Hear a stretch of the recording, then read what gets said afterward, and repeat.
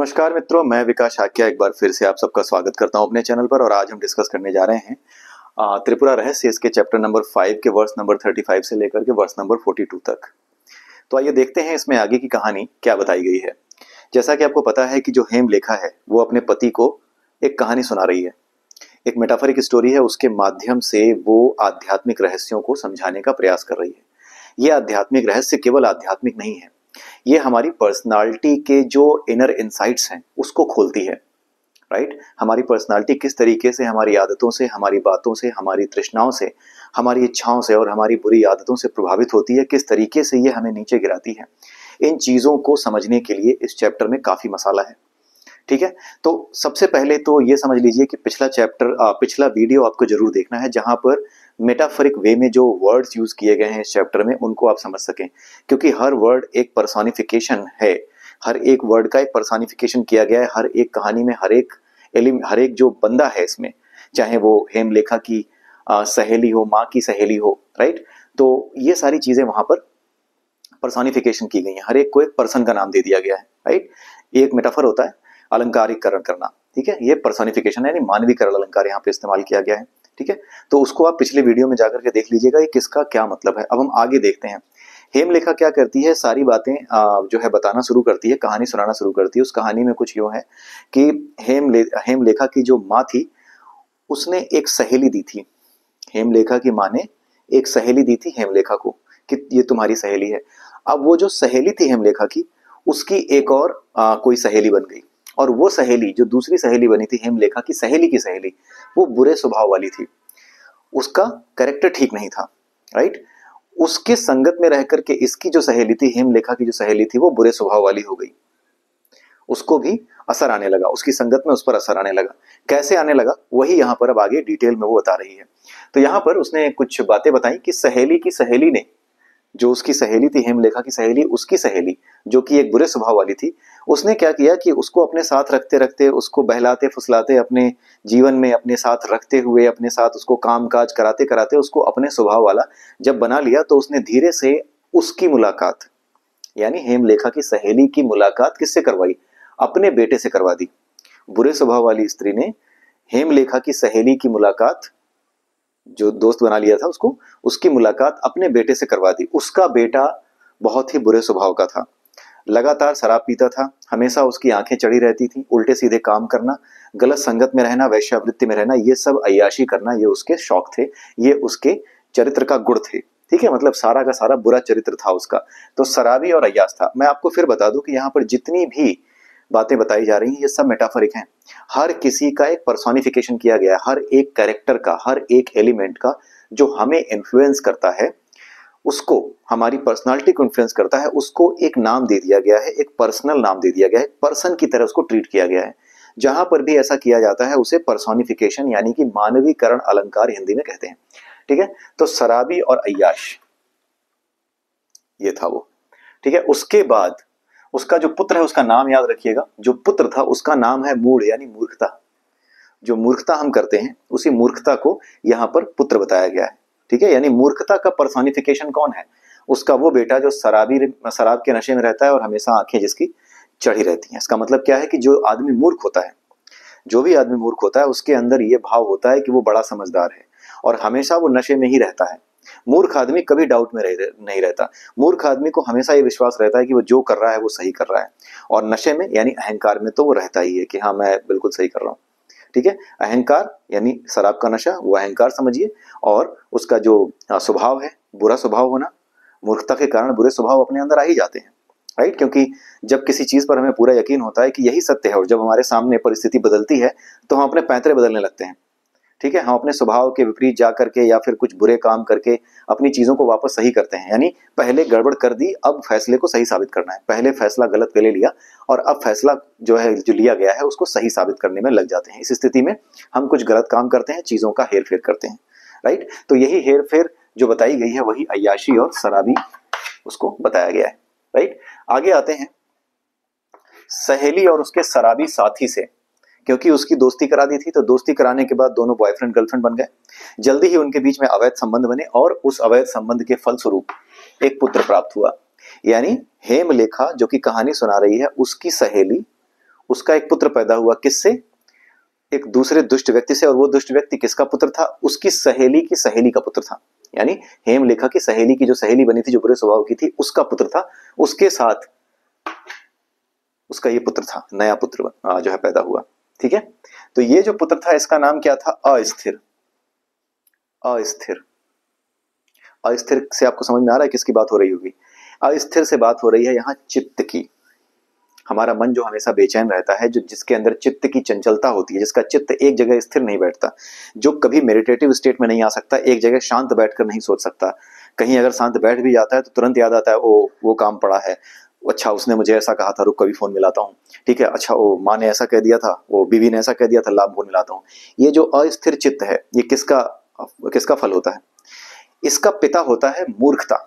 यानी अस्थिर चित्त तब पैदा होता है जब आपके अंदर मूर्खता आ जाती है। जिस आदमी के अंदर मूर्खता आती है, यानी जो करता पहले है, बाद में उसको सही साबित करने की कोशिश करता है, फैसला पहले ले लेता है, बाद में सोचता है। जो सोच के करता है वो नहीं, जो करके सोचता है उसे यहाँ मूर्ख कहा गया है।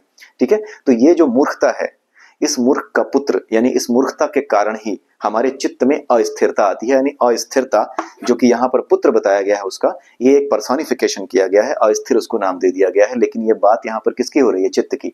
यानी यहाँ पर चित्त का पर्सोनिफिकेशन अस्थिर नाम के लड़के से किया गया है। अलंकारों को अच्छे से समझिए। आई होप कि हमारे साथ रहते रहते अब आप अलंकारों को, जो हिंदी में अलंकार है, मेटाफर्स हैं, वो अच्छे से समझने लगे होंगे। काफी हद तक आपको समझ में आ गया होगा। नहीं भी आया है तो हमारे चैनल पे आज से करीब 3-4 साल पहले मैंने ये वीडियोस बना के डाले थे, pre requisites for Sanatan study, right. अगर आपको स्टडी करनी है सनातन धर्म के स्क्रिप्चर्स की, तो उसके लिए जो बेसिक अंडरस्टैंडिंग होनी चाहिए आपकी, वो मैंने एक जगह पे डाल रखी है, एक प्लेलिस्ट बना रखी है, उसको आप देख सकते हैं। ठीक है, तो अस्थिर नाम का बेटा हुआ, यानी हेमलेखा की सहेली का अब एक बेटा हो गया था जिसका नाम था अस्थिर। और उसका पति कौन था? मूर्खता। ठीक है, अब ये आगे चल के ना, इनको सुनते जाइएगा, इसीलिए मैं इनको बड़े आराम से बता रहा हूँ, क्योंकि अगर ये चीजें जरा सी भी मिस की आपने तो लास्ट में आपको समझ में नहीं आएगा कि क्या कहानी थी। क्योंकि ये चैप्टर बहुत टफ है, क्योंकि इसमें अलंकारिक भाषा, मेटाफोरिक लैंग्वेज बहुत ज्यादा यूज की गई है। अस्थिर, ठीक है, अस्थिर जो बेटा था। और अब अस्थिर बेटे के बाद बात आती है कि उसकी जो दादी है, यानी हेमलेखा की सहेली की सहेली, राइट। आप समझने की कोशिश कीजिए, हेमलेखा की सहेली ही इस अस्थिर की दादी थी। आप समझ सकते हैं, रीजनिंग तो करी होगी इतनी। हेमलेखा की सहेली का बेटा था जिससे इसकी सहेली ने शादी की थी, हेमलेखा की सहेली ने। अब उससे एक बेटा और पैदा हुआ। ठीक है, तो जो बेटा पैदा हुआ उसकी दादी कौन हुई? हेमलेखा की सहेली, राइट। रीजनिंग भी आपकी अच्छी हो रही होगी, ऐसे क्वेश्चन तो बहुत आते हैं। ठीक है, तो उसकी जो सहेली थी, हेमलेखा की सहेली की जो सहेली थी, उसका नाम क्या है? उसे कहा गया है यहाँ पे शून्य। उसका नाम दिया गया है शून्य। अब ये शून्य नाम क्यों दिया गया है, ये लास्ट में समझ में आएगा जब सारी कहानी आप सुन लेंगे। अभी केवल आप सुनते जाइए। आज का ये वीडियो थोड़ा छोटा होगा क्योंकि ज्यादा समय आज मेरे पास है नहीं, मुझे कहीं जाना है। इस वजह से मैं सिर्फ एक रिचुअल की तरह आज मैं कर दे रहा हूँ, क्योंकि रूल मैं तोड़ना नहीं चाहता, नियम मैं नहीं तोड़ना चाहता। जो कुछ भी नियम मैंने बनाया है उसको तोड़ना नहीं चाहता, इसलिए जो कुछ बताना था, जो कुछ प्लान था, वो मैंने कर दिया है। तो शून्य नाम था उसकी दादी का, यानी हेमलेखा की सहेली की सहेली का, उसका नाम शून्य था। उस शून्य ने, यानी दादी ने, शून्य यहाँ पे वो वाला शून्य मत समझ लीजिएगा जो बताया गया है कि कली हनुवाणी में, या फिर बिल्कुल जो परब्रह्म का स्वरूप है उसके बारे में मत सोचिएगा। यहाँ पर बाद में समझाया जाएगा कि इसे शून्य क्यों कहा गया है, राइट। दादी को शून्य क्यों कहा गया है, क्या मतलब है।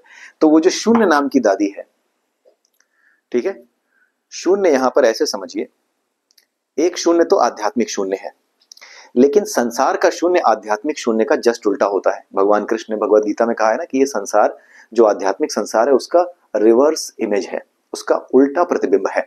तो ये जो उल्टा प्रतिबिंब है, इसका मतलब क्या है? जो कुछ वहां पे शून्य की परिभाषा है, उससे ठीक उल्टी यहाँ पे शून्य की परिभाषा होगी। आध्यात्मिक जगत में शून्य की परिभाषा अलग है, वो बिल्कुल शुद्ध है, परब्रह्म है। लेकिन यहाँ पर शून्य क्या है? यहाँ पर शून्य वो है जो पूरे तरीके से मोह माया को समर्पित है, यानी उसकी अपनी बुद्धि काम नहीं करती। जैसे दुशासन था, आप सिंपल एग्जांपल समझिए। दुशासन था, उसको उसके भाई ने कहा भाभी को बुला ले, उसकी साड़ी खींच। उसने सोचा नहीं, सेकंड थॉट दिया नहीं कि भैया ये ठीक होगा या नहीं होगा। वो इतना ज्यादा जुड़ा हुआ है अपने भाई से, इतना लगाव है, बिल्कुल उसका भक्त हो रखा है कि जो उसने कहा उसने करना शुरू कर दिया। कोई सवाल जवाब उसके दिमाग में नहीं आया, पूरी तरह से माया में बंधा हुआ, पूरी तरीके से अपने बुरे स्वभाव के कारण, अपने बुरे भाई के स्वभाव के कारण, उसके साथ जुड़े होने के कारण वो वैसा ही हो गया है। उसके जैसा ही हो गया, एक तरीके से उसका हाथ पैर हो गया है, जो उसकी मर्जी से चलते हैं, उनकी अपनी कोई मर्जी नहीं, मेरे हाथ पैर की अपनी कोई मर्जी नहीं है। तो दुर्योधन भी दुशासन भी अपने भाई दुर्योधन के हाथ पैर की तरह हो गया था। तो ये जो शून्यता है, ये मूर्खता की पराकाष्ठा या जो माया है ना, जो मोह माया है, उसकी वजह से दिमाग का ना चलना, सही और गलत का विचार ही ना हो पाना, विचार शून्य होना, सही विचारों से शून्य होना, ये वहां पर वो वाली शून्यता है। तो विचार शून्यता दादी की, यानी परम मोह कि भैया मेरा पोता है। अब ये पोते को ये शून्य नाम की दादी, कौन सा शून्य? विचार शून्य, इस संसार के लिए विचार शून्य, जो इस संसार में बिना विचार किए काम करता है, वैसी शून्यता क्यों करता है? क्योंकि भाई मोह है, मेरा पोता है, मेरा बेटा है, उसकी वजह से जो विचारों की शून्यता आती है, उस शून्यता की बात यहाँ हो रही है। तो ये जो शून्य नाम की दादी है, यानी हेमलेखा की सहेली और उसका बेटा, यानी मूर्खता, एक मूर्खता और दूसरा मोह, दो चीजें याद रखिए, एक तो मूर्खता और दूसरी क्या है? मोह। इन दोनों चीजों ने, मोह किस लिए? क्योंकि शून्य नाम की दादी है। तो शून्य नाम की दादी क्या है? मोह के कारण उसका बुद्धि पूरी खाली है, विचार शून्य है। तो मोह यानी धृतराष्ट्र, यहाँ शून्य को धृतराष्ट्र भी समझ सकते हैं आप, दादी उसकी धृतराष्ट्र की तरह यहाँ बिहेव कर रही है, धृतराष्ट्र प्लस मूढ़ता, मूढ़ जो कि उसका पुत्र है, जिससे हेमलेखा की सहेली की शादी हुई है। तो मूढ़ जो उसका पुत्र है, यहाँ पर आप दुर्योधन समझ सकते हैं उसके मूढ़ पुत्र को, और हेमलेखा की सहेली की दादी को आप क्या समझ सकते हैं? गांधारी, या फिर आप बेहतर समझे कि धृतराष्ट्र से उसे तुलना करें, क्योंकि गांधारी फिर भी काफी अच्छी थी, राइट। लेकिन जो धृतराष्ट्र था वो पूरी तरीके से पुत्र मोह में अंधा था, पूरी तरीके से जीरो, शून्य, विचार शून्य। तो वही हालत थी। तो उस विचार शून्यता के कारण, यानी शून्य नाम की दादी के कारण, यहाँ पे जो विचार शून्यता है, इस गुण को कैसे दिखाया गया, इसका पर्सोनिफिकेशन कैसे किया गया है? इसका पर्सोनिफिकेशन जीरो से किया गया है, जीरो विचार, विचार शून्यता, उससे किया गया है। और जो पुत्र है उसका किससे किया गया है? मूर्खता से किया गया है, उसकी तुलना मूर्खता से की गई है, उसका पर्सोनिफिकेशन मूर्खता से किया गया है। यहाँ पर आप आसानी के लिए इसको धृतराष्ट्र और उसके बेटे उनके बेटे दुर्योधन से कंपेयर कर सकते हैं। तो दुर्योधन अपने पिता के संपर्क में रहकर के, यानी मूर्खता और मोह, इन दोनों के संयोग से पूरा हस्तिनापुर अस्थिर हो गया था। ठीक है, उसी तरीके से समझ लीजिए इसको, वही अस्थिर, यानी कि जो चित्त है वो हमारा तब अस्थिर होता है जब धृतराष्ट्र, यानी कि हमारे विचार शून्यता, किसके कारण? मोह के कारण, वो और प्लस साथ में हमारी मूर्खता, ये दोनों चीजें जब मिल जाती हैं, तब जाकर के हमारा चित्त इतना अस्थिर हो जाता है कि वो इतना अस्थिर चित्त बनता है कि वो बहुत ताकतवर हो जाता है और वो रुकता नहीं है। इसीलिए महाभारत का युद्ध किसी के टाले, भगवान के टाले भी नहीं टला, क्योंकि यही प्रकृति का नियम है। आई होप आपको समझ में आ रहा होगा। तो अस्थिर नाम का जो पोता था, अस्थिर नाम का जो बेटा हुआ था उसकी सहेली का, हेमलेखा की सहेली का, हाँ हेमलेखा की सहेली का, नॉट सहेली की सहेली का, हेमलेखा की सहेली का जो बेटा हुआ था, जिसका नाम अस्थिर था, वो बहुत ज्यादा ताकतवर हो गया। किसके संपर्क में? अपनी दादी शून्य, विचार शून्यता, और अपने पिता मूढ़, यानी मूर्खता। इन दोनों के संयोग से, यानी धृतराष्ट्र और दुर्योधन के संयोग से पूरा हस्तिनापुर, यानी पूरा चित्त अस्थिर हो गया। और वो इतना अस्थिर हो गया कि वो इतनी ताकतवर शक्ति बन गया दुर्योधन की तरह कि वो अब किसी के रोके नहीं रुक सकता था, ऐसी ताकत बन गया जो विनाश करती है। तो इसीलिए हस्तिनापुर का विनाश हो गया। आई होप आपको समझ में आ रहा होगा। ये बुक जो है थोड़ी सी ट्रिकी है, लैंग्वेज इसकी ट्रिकी है। मैं ज्ञान खंड के बारे में बात कर रहा हूँ, इसके 3 पार्ट हैं त्रिपुरा रहस्य के, उसमें से जो बीच वाला पार्ट है ज्ञान खंड, मैं उस पर चर्चा कर रहा हूँ। तो आई होप आपको समझ में आया होगा अभी तक। अगले वीडियो में फिर मिलेंगे, तब तक के लिए जय श्री राम, जय श्री कृष्णा, जय श्री राधे, ओम नमः शिवाय।